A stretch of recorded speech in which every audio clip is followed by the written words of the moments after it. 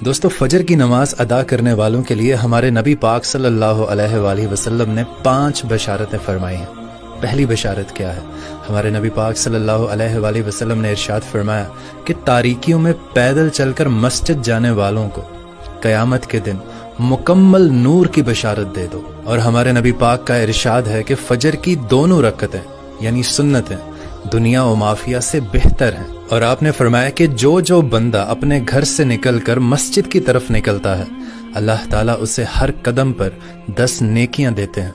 और मस्जिद में बैठकर नमाज का इंतजार करने वाला गोया मुसलसल नमाज पढ़ रहा होता है, यहाँ तक कि वो अपने अपने घरों में लौट जाएं।